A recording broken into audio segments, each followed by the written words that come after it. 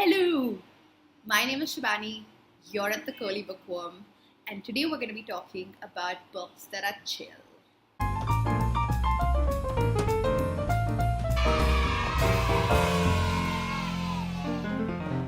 Okay, so the topic for today's video is essentially a bunch of books that I'd like to recommend to you. Books that are chill, books that are for vacation, books that you can read in the summer, however you want to take it. So I'm a mood reader, which means that I read depending on not the seasons. Also because, hey, I live in Bombay, so it's not like I can be a seasonal reader in the sense that it's always summer, right? It's always sunny in Bombay unless it's raining and it's still hot. So this is a list of books that you can pick up if you're in the chill mood and you don't want to sort of tax your mind. This is the first book that I want to talk about today. This is called The Guernsey Literary and Potato Peel Society by Marianne Schaefer and Annie Barrows. So this book is set in 1946. This is just post the Second World War, and the protagonist is Juliet. Juliet is a writer, and one day she gets a letter from this random person from this random island called Guernsey. This is a man who is part of the Guernsey Literary and Potato Peel Society. They start exchanging letters, and soon Juliet realizes that this society was founded very interestingly. Essentially, what happened was the Germans were occupying Guernsey, and they were out after curfew. And so when someone caught them, they said there was a book club that they were doing, and that's how this whole actual book club or literary society started. There's a lot of exchange of letters between this man and Juliet, and then Juliet decides to go to this island to meet these really interesting characters.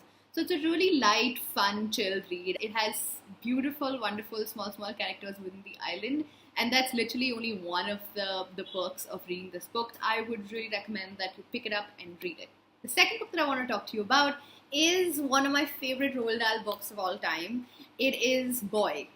Which is Tales of His Childhood. He says it's not autobiographical, but it is kind of autobiographical. There are like these little stories where he talks about, tales of being in boarding school and wanting to come back home, tales of, being a taster at Cadbury's and all of that jazz. There's a whole bunch of stories that he narrates from his childhood in England. And it's narrated really in that quintessential Roald Dahl style. It's a light read, you're chuckling through most of it. The third book that I want to talk about is this book. It's Men on My Mind by Radha Thomas. This book is typical chick lit. It's Indian chick lit, and it's good chick lit. It literally qualifies in that sort of chill books genre, and if that's what you're in the mood for, then definitely pick this one up. So this actually starts off with the protagonist when she's 7 years old, and how she sort of peeks into a conversation that her mother and her aunt are having. The mother tells the aunt that if you're going to be married, it should be like the Mahabharata, where Draupadi is married to 5 men, and every woman needs 5 men in her life to be able to satisfy her in different ways. And the thing is, I almost tend to agree. Okay, no, seriously, I do tend to agree. Because one man's not enough, right? Just like one piece of chocolate is not enough. Okay, I'm gonna stop. I'm really going to stop right now. But so this is what the book starts off with, and it's really fun because it talks about this girl who sees her mom talking to her aunt when she's 7 years old, and this kind of forms her idea of what she should expect from men for her whole life. And so this is typical chick lit. She's basically looking for that Mr. Right throughout her entire life, and she wonders very often if her mother is right and if one man will ever be able to satisfy her. She goes through different places, she goes through different men, she goes through different life experiences. So if you want something frivolous, you want something chill, and if you want something to sort of escape life from, this is the perfect book for you. The next book that I want to talk about is My Lady Jane. I've recommended this in my 10 best books of 2016. If you don't know already, this is a book that is supposedly based on historical fiction, but it's not really historical fiction. It's a very ugly cover, and I apologize for that. But this book is this hilarious book that is based on Henry VIII's successor's successor. So Edward's successor, or who he names as successor, technically Elizabeth or Mary should be taking the crown after Edward dies, but Edward names Jane as his successor. History popularly knows Jane as the 9-day queen, but this is a retelling of that piece of history with some little bit of magic in it.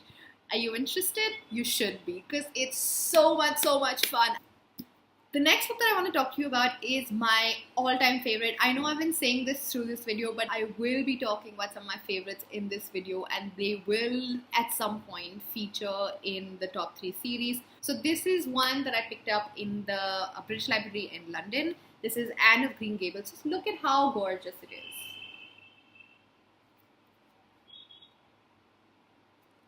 The publisher is Puffin. This particular one is Anne of Green Gables, which is the first in its series. Although I said series, it's basically standalone by itself as well. This is technically a children's book, but I read it as an adult for the first time. I was so hesitant because I was like, it's a children's book. What am I going to get out of it? But I read it and it was delightful. This is about Anne, who is an orphan. Anne is brought to Green Gables, where she is to meet Matthew. Matthew and Marilla are siblings who want to adopt a boy because they're middle-aged and they would like to have help around the house and company as well.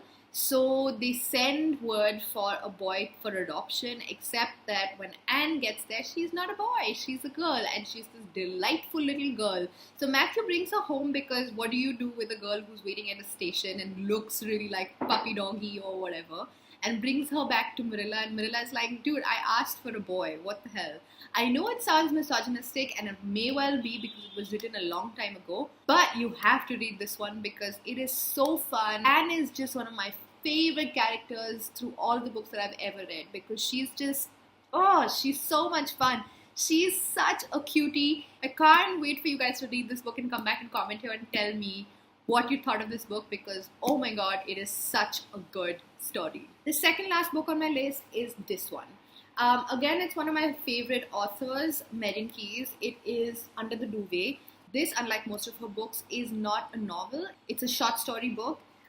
These are like articles that she's picked from different publications or newspapers or magazines or whatever that she's written for. They're hilarious stories written in exactly that Megan Keyes voice, which will make you laugh like that. I'm going to read a quick paragraph to you. As you will be hearing a lot about my family in this section, I'll give you a little bit of info. Like most people, I was born. But unlike most people, I was born a month late.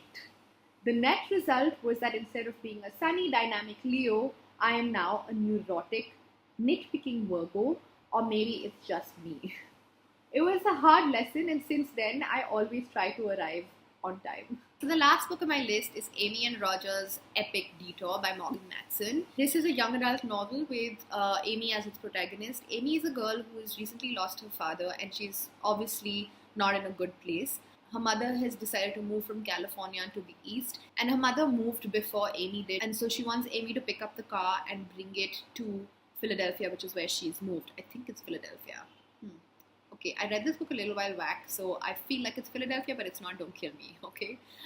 So anyway, so Amy, who was sitting in the car when her father died in that car accident, so she obviously is super nervous about getting into a car. But here's the thing. Her mother understands that she is mortally afraid of sort of getting into the car, so she gets her friend's son, Roger, to drive her to Philadelphia, which Amy is not feeling super hot about, because she doesn't want to drive, she doesn't want to be in a car, and she doesn't know this random guy, and she's depressed, so like, why the hell?